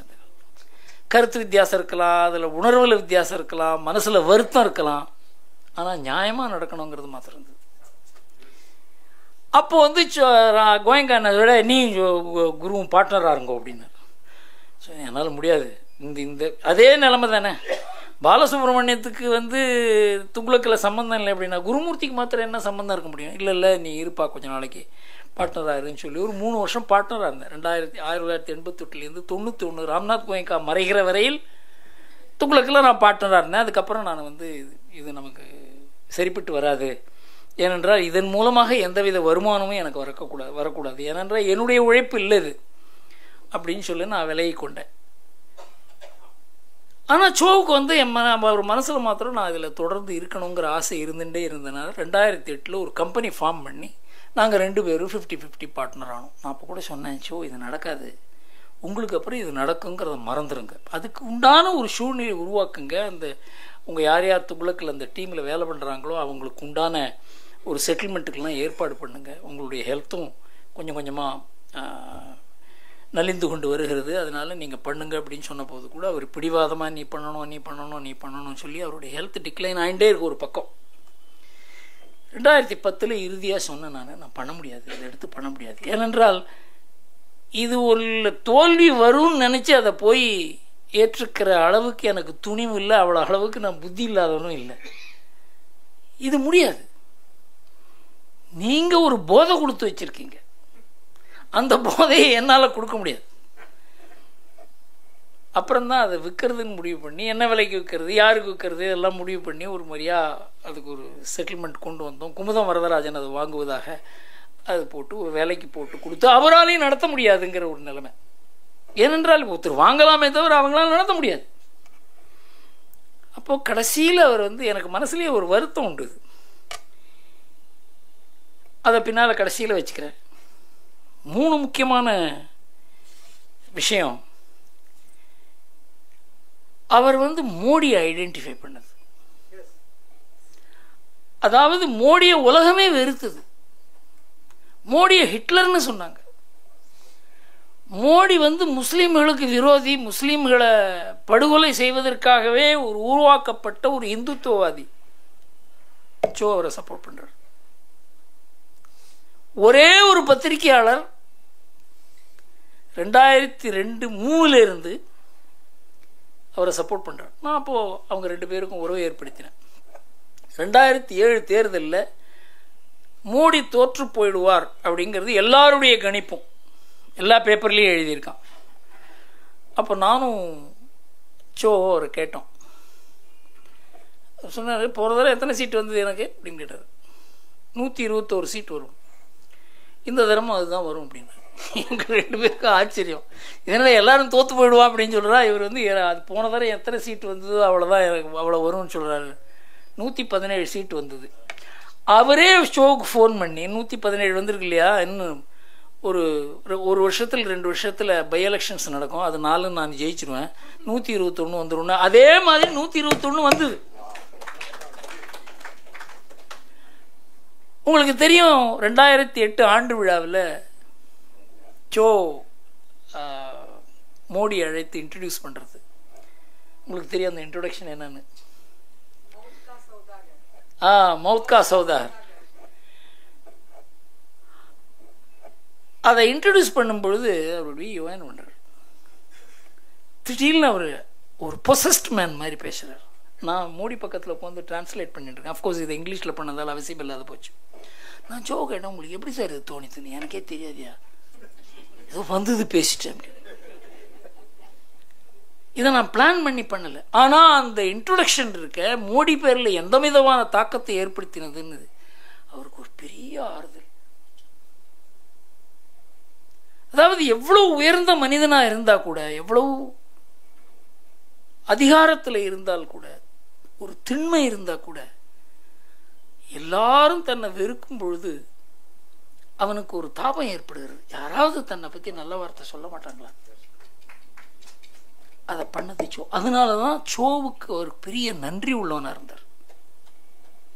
அவர் மனசில் சோ பிடித்த இடத்த வேற யாருமே பிடிக்க முடியாதுங்கிறது என்னுடைய அபிப்பிராயம். நான் அவரை கேட்டேன், எப்படி நீங்கள் மோடி ஐடென்டிஃபை பண்ணீங்க? எனக்கு எப்பவுமே கொஞ்சம் முரட்டுத்தனமாக காரியம் பண்ண பிடிக்கும். எனக்கு அவன் தான் ஏதாவது பண்ணுவான். எப்பப்பா நோய் நோய் நோயின்னு இருக்க ஆளெலாம் சரிப்பட்டு வராது. அது தவிர உண்மையை பேசுகிறான்ப்பா, உண்மையை பேசுறதுக்கு ஆள் இல்லை. அது தவிர கை சுத்தம். ஒரு உண்மை சொல்கிறேன் பாருங்க, மோடிக்கு எனக்கு ரொம்ப 1988 ரொம்ப நெருக்கமான பழக்கம்ன்ற சோக்கிட்ட எந்த அளவுக்கு எனக்கு உறவு உண்டோ அந்த அளவுக்கு எனக்கு அவரோட உறவு உண்டு. அவருடைய ப்ளஸ் மைனஸ் எல்லாம் தெரியும். அவர் ரொம்ப பிடிவாதக்கார மனுஷன். இதையும் ஆர்எஸ்எஸ்ல பிடிவாதம் இருந்தாலே பிரச்சனை தான். எல்லோரும் ஏற்றுக்கொள்ளும்படியான ஒரு தன்மை ஒருத்தருக்கு இல்லைன்னா ஆர்எஸ்எஸ் அவரை ஏற்றுக்க மாட்டாங்க. அதனால் ஆர்எஸ்எஸ்க்கு அவருக்குமே அந்த மாதிரி ஒரு பழக்கத்தில் பிரச்சனை இருந்தது. கொள்கையில் பிரச்சனை இல்லை, நோக்கத்தில் பிரச்சனை இல்லை, ஆனால் அந்த பழகும் விதத்தில் இந்த பிரச்சனை இருந்தது. அது மூலமாக அவர் ஏராளமான பிரச்சனைகளை அந்த இயக்கத்துக்குள்ளேயும் பிஜேபிக்குள்ளேயும் பிஜேபிக்கும் ஆர்எஸ்எஸ்க்கும் இருந்த ஒரு உறவுலேயும் பெரிய ஒரு உராய்வு அந்த காலத்தில் ஏற்பட்டது. அதில் எனக்கு ஒரு பங்கு இருந்தது அதை சரி செய்வதில்.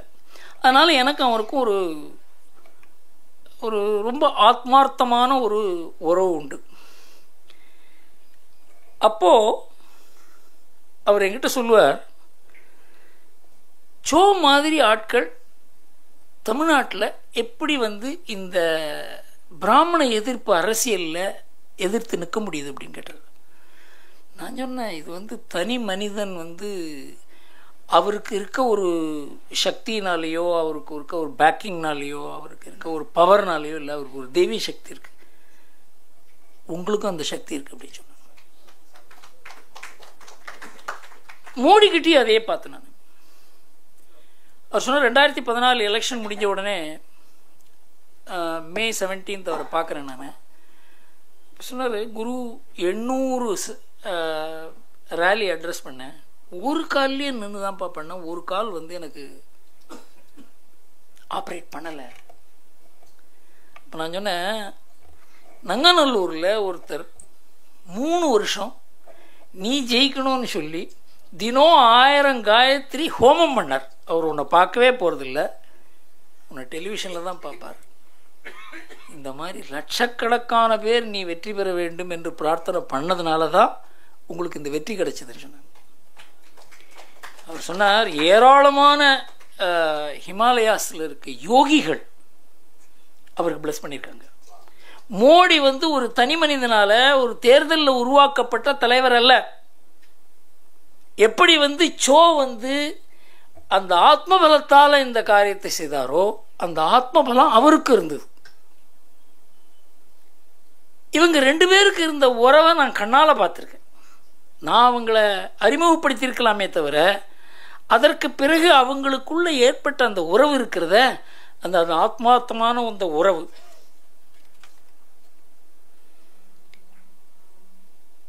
இந்த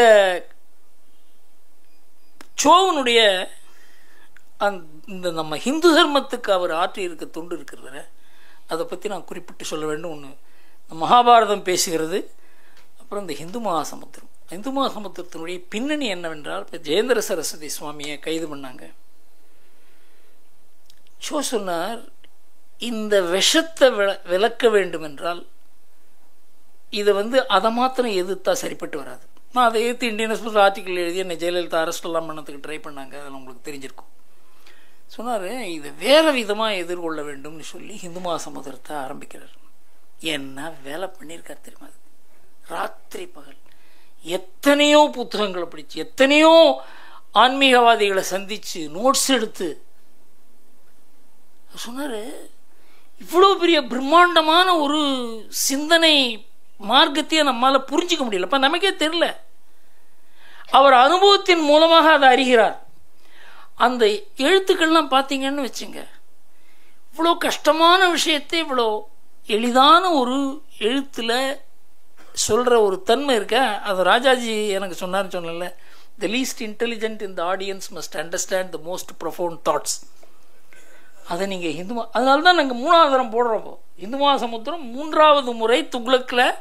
இப்போ துக்ளக்கே விற்கிறதுங்கிறதுக்கு அதுவும் ஒரு காரணம். இந்த ஹிந்து மகாசமுத்திரம் என் பர்சனலாக நான் பார்த்ததில் ஒரு பிரம்மாண்டமான ஒரு கான்ட்ரிபியூஷன். எந்த ஜாதி மத வித்தியாசம் இல்லாத அந்த செய்தியை செய்தி மக்கள் ஆட்கொள்கிறது. அதை நான் கண்ணால் பார்க்குறேன். பத்திரிக்கை அவங்க கடிதம் எழுதுகிறார்கள், அதனால் பார்க்குறேன். பெரிய கான்ட்ரிபியூஷன். ஏன்னா இது ஒரு எக்ஸ்ட்ராடினரி ஸ்காலர்ஷிப் இல்லாத இதை பண்ணவே முடியாது. அடுத்தது இன்னொன்று, அவர் ஹிந்து தர்மம் அப்படின்னு ஒரு புக் எழுதியிருந்தார். அது உங்களுக்கு தெரியுமா தெரியாதுன்னு தெரியாது. அதனுடைய சரித்திரம் என்னவென்றால், எம்எஸ் சுப்புலட்சுமியும் ஆர் வெங்கட்ராமனும் காஞ்சி மகாபெரியவரை பார்த்து அவருடைய 100 ஆண்டு நிறைவின் பொழுது அந்த தெய்வத்தின் குரலை, அது 5 வால்யூம் வந்திருந்தது. அப்போது அதை 10,000 காப்பி பிரிண்ட் பண்ணி எல்லாருக்கும் கொடுக்கணும் இந்த 100வது ஆண்டு நிறைவுக்கு அப்படின்னு சொல்கிறாங்க. அப்போ கேட்குறாரு, யார் படிப்பா இதுன்னு? 5 வால்யூம் கொடுத்தா யார் படிப்பா? இதை ஒரு 250 பக்கமாக சுருக்கி எழுதணும். இதுக்கு ஒருத்தன் இருக்கான், சோக்கிட்ட போய் சொல்லு, அந்த 5 வால்யூமை 250 பக்கமாக சுருக்கி ஒரு புக்காக எழுதணும் அப்படின்னு. சோக்கிட்ட ஆர் வெங்கட்ராமன் சொன்ன உடனே சொன்னார், என்னால் பண்ண முடியாது. ஏன்னா அதுவே அவர் கொடுத்துருக்கிற சாரம், என்னால் அதை மாற்றி எழுத முடியாதுன்னு சொல்லிட்டு இவர் நேர மாசுவாமி கிட்ட போகிறார். போயிட்டு என்னால் இதை பண்ண முடியாது அப்படின்னு. ஏன் பண்ண முடியாதுன்னு சொல்கிற? எனக்கு நம்பிக்கை இல்லை. உன் பேரில் எனக்கு நம்பிக்கை இருக்க, நீ பண்ணு. வேறே இல்லை, உங்கள் அனுகிரகம் இருந்தால் பண்ணுவேன் அப்படி சொல்கிறார். ஆனால் அவர்கிட்ட ஒரு செட்டு அந்த வானதி பதிப்பகத்தினுடைய 5 வால்யூம் இருக்குது. அங்கேருந்து காஞ்சிபுரத்துலேருந்து நேராக போய் இன்னொரு செட்டு வாங்குறார். என்ன பண்ணுறாரு தெரியுமா? முதல்ல எல்லாத்தையும் படித்து எந்தெந்த லைன் முக்கியமான லைன் அண்டர்லைன் பண்ணுறார் 5 வால்யூம்லையும். அதாவது அந்த அந்த வரிகள் இருக்க, அதுதான் சாரமான வரிகள். கட் பண்ணுறாரு. அந்த வரியை கட் பண்ணாக்கா அடுத்த பக்கம் இருக்குது, அதுலேயே அதுக்காக தான் இன்னொரு செட்டு வால்யூம். இந்த 250 பக்கமும் அந்த தெய்வத்தின் குரல் அந்த வரிகளை கட் பண்ணி அதை ஒரு நோட் புக்கில் ஒட்டி, அதுதான் ஹிந்து தர்மம் புக்காக வெளில வந்தது. இந்த மாதிரி ஒரு பைத்திகார்த்தனமான ஒரு அவரால் தான் பண்ண முடியும். நினைச்சு பாருங்க, அந்த வார்த்தை மாறக்கூடாது. சப்தத்துல தான் சக்தியே இருக்கு. அதுவும் அவருடைய வார்த்தையில இருக்க சக்தியை உங்கள் வார்த்தையில் கொண்டு வர முடியாது. நீங்கள் அந்த ஹிந்து தர்மம் புக்கை வாங்கி படிக்கணும். 300 பக்கம்னு நினைக்கிறேன். அது அவருடைய ஒர்க்லேயே நான் பார்த்து அவர் எப்போவுமே அப்ளிகேஷன் அதிகம். நான் அந்த அவருடைய ட்ராமா ஒன்று இருந்தது, பேர் மறந்துவிட்டேன், கடைசி ட்ராமா அதுதான் எழுதின ட்ராமா. நான் அவர்கிட்ட ஒரு 7-8 மணி நேரம் உட்காந்து அதுக்குள்ளே கதையை எழுதி முடிச்சுட்டார் அவர். ஒரு நாளில் ஒரு நாடகம் எழுதுறதுங்கிறது ஷோவுக்கு ஒரு ஆர்டினரி அஃபேர். அதே மாதிரி எத்தனை ப்ராப்ளம் இருந்தாலும் சரி, அந்த கேள்வி பதில், அந்த இது அவருக்கு ஏராளமான நெருக்கடிகள் இருந்தது. அலையன் ஸ்ரீனிவாசனுக்கு தெரியும் என்னென்ன மாதிரி கஷ்டங்கள் அவருக்கு இருந்தது அப்படின்னு சொல்லி. அவர்கிட்ட நிறைய பேசியிருக்கார் அவர். அந்த நிலைமையில ஒருத்தரால யோஜனையே பண்ண முடியாது. அதில் ஒரு நகைச்சுவாக ஒரு கொஸ்டின் ஆன்சருக்கு பதில் அளிப்பார். அது எப்படி உனக்கு கம்பார்ட்மெண்டலைஸ் பண்ணிக்க முடியுது? இந்த பெயின்ஃபுல் எக்ஸ்பீரியன்ஸ் ஒரு பக்கம், அடுத்த பக்கம் ஒன்றால் நகைச்சுவையாக ஒரு கேள்விக்கு பதில் எப்படி எழுத முடியுது அப்படின்னு கேட்பேன். அவருக்கு ஒரு ஸ்திதப்பிரஜனுக்கு ஒரு இல்லாத குவாலிட்டியெல்லாம் நான் பார்த்துருக்கேன் அவர்கிட்ட. ஒரு சாதாரணமான மனிதனாக இருப்பதனால நம்ம இந்த மாதிரி உயர்ந்த குணங்களை நாம் அனுபவப்பட்டால் வழியே சொல்ல முடியாது, இல்லை பூச்சியாக இருக்கும். இது அனுபவத்தின் மூலமாக அது ஏற்பட்டது. 1982 அவர் ஜனதா கட்சியில் சேர்ந்தார். நானும் அவரும் போய் பெரியவரை பார்த்தோம். 4 பேர்கிட்ட சொல்கிறார், இவன் தான் மனசில் பட்டதை எழுதுவான், இப்போ ஒரு அரசியல் கட்சியில் சேர்ந்ததுனால அவனுக்கு தயக்கம் இருக்கு. உடனே வந்தார், ஜனதா பார்ட்டிலேருந்து ரிசைன் பண்ணார். ஏன்னா அவருக்கு மனசில் பட்டதை எழுத முடியல அப்படிங்கிறத காஞ்சி பெரியவர் சொன்ன உடனே அவரால் அதை தாக்கு பிடிக்க முடியல. இன்னொரு கட்டத்தில் 1988 ஒரு பர்டிகுலர் இன்சிடெண்ட் நடந்தது காஞ்சி மடத்தில். அதை பற்றி நாங்கள் பேசிட்டு போயிட்டு இருக்கோம். எப்படியா பெரியவர் அதை பண்ணார் அப்படின்னு கேட்டார். எனக்கு என்ன சார், என் பெரியவரை போய் நீங்கள் எப்படி பண்ணீங்கன்னா என்னால் கேட்க முடியும் அப்படின்னு. நாங்கள் 2 பேரும் போகிறோம். ஒரு இது மாதிரி ஒரு 100-150 பேர் இருந்தாங்க.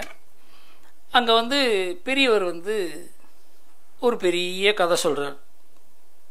அந்த கதையை சொல்லி முடிக்கும்போது சோ மனசில் என்ன கேள்வி இருந்ததோ அந்த கேள்விக்கு பதில் அது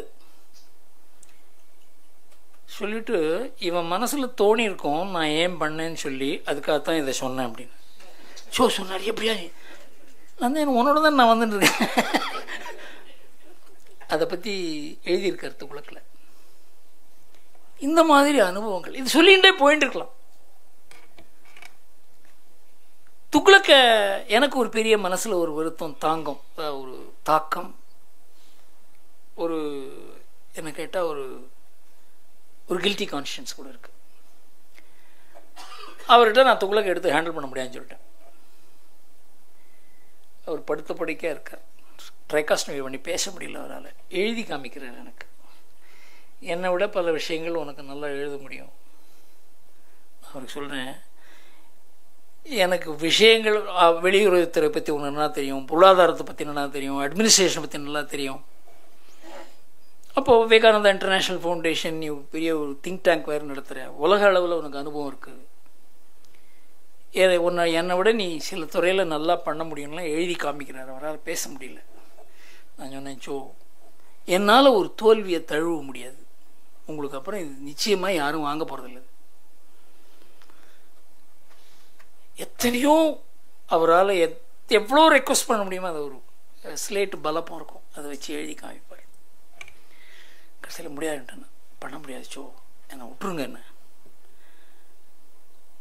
அதுக்கப்புறம் அவர் ஜெயலலிதா முதல் நாள், ஷோ 2வது நாள். எனக்கு என்ன பண்ணுறதுன்னே புரியல. இந்த மாதிரி அந்த துக்ளக் ஆஃபீஸ்லேருந்து எல்லாம் வராங்க, அங்கே ஃபியூனரலுக்கு போகும்போது அங்கே இருக்கவங்க எல்லாம் வராங்க, சார் இது விட்டுறாதீங்க, இது நடக்கணும் அப்படின்னு சொல்கிறாங்க. எனக்கா இது எப்படிடா எடுத்து இது பண்ணுறதுன்னு புரியல. வியாழக்கிழமை அன்னைக்கு அவருடைய தகனம் ஆகிறது. நீங்கள் தான் இதோ நீங்கள் நான் சங்கர் நாராயண் பேசின்னு வந்தோமா. அப்போ என் மனசில் குழப்பம். அது வரைக்கும் நிச்சயமாக இதை எடுத்து நடத்த முடியாதுங்கிற ஒரு நிலைமையில் இருந்தேன் நான். எனக்கு இதெல்லாம் பார்த்தோன்னே என்னடா இது பண்ணுறதா என்னன்னு புரியல. ஒரு குழப்பம் ஏற்பட்டது. அப்புறம் வரதராஜன் வந்தார், நீங்கள் பார்க்கணும் அப்படின்னு சொன்னார். அப்புறம் துக்ளக் ஆஃபீஸ்லேருந்து எல்லோரும் வந்தாங்க. சார் நீங்கள் என்னால் டைம் கொடுக்க முடியாது, நான் நிறைய ட்ராவல் பண்ணுறேன், ஒரு இடத்துல இருக்கவும் இல்லை, தவிர துக்ளக் நடத்துறதுக்கு உண்டான ஸ்கில்லு அந்த கெப்பாசிட்டி எதுவுமே கிடையாது எனக்கு, வேறு வழியே இல்லை, நீங்கள் சனிக்கிழமை அன்றைக்கி எடிட்டர் அனௌன்ஸ் பண்ணி ஆகணும், நீங்கள் தான் பண்ணணும் அப்படின்னு சொல்கிறாங்க. என்னடா பண்ணுறது, பெரியவர் நினச்சிட்டேன். அந்த சமயத்தில் சசிகலா வாஸ் ரைசிங். சரி, அப்போ கருணாநிதினா இப்போ சசிகலா கிடைப்பாளா நமக்குன்னு சொல்லி சசிகலாவை அட்டாக் பண்ணி எழுத ஆரம்பிச்சுன துக்ளக்கு உயிர் வந்துட்டு. ஸோ எங்கள் சர்க்குலேஷன் மேனேஜர், இப்போ துக்ளக் சர்க்குலேஷன் மேனேஜர், அந்த காலகட்டத்தில் சசிகலா, முன்னால் கருணாநிதி. இதுக்கு சொல்லுவார், இதுக்கு அவசியம் இருக்குப்பா, ஆனால் துக்ளக்கினுடைய ரீடர் ப்ரொஃபைலும் மாறி இருக்கு. என்னை எப்போவுமே அட்ராக்ட் பண்ணுவாங்க, இப்படி சொல்லியிருப்பாரா, உன் கேள்வி பதிலே நல்லா இல்லை, மூஞ்சி பாரு அப்படின்லாம் எனக்கு லெட்டர்லாம் வரும். இந்த துக்கத்தெல்லாம் தாங்கிட்டு தான் துக்ளக். மாலன் சொன்னது கரெக்டு. அவருக்கு ஒரு மாதிரி ஒரு முன்னோடியை வச்சுட்டு துக்ளக்கை எடுத்து நடத்துவது அப்படிங்கிறது எவ்வளோ கஷ்டம்னு ஒரு வருஷம் 2 வருஷத்தில் எனக்கு புரிந்தது. ஆனால் இது நடந்தது. அதுக்கு பின்னால் ஏதோ தேவை இருக்குது, தமிழ்நாட்டுக்கு இந்த மாதிரி ஒரு தேவை இருக்குது அப்படிங்கிறதுனால தான் இது நடக்கிறது. ஷோவை பற்றி பேசிக்கொண்டே போகலாம், இன்னும் நிறைய சப்ஜெக்ட் இருக்குது, நிறைய பாயிண்ட்ஸ் வச்சுருக்கேன். ஆனால் இந்த ஒரு ஓவர்வியூ போதும் என்று நினைக்கிறேன். வணக்கம்.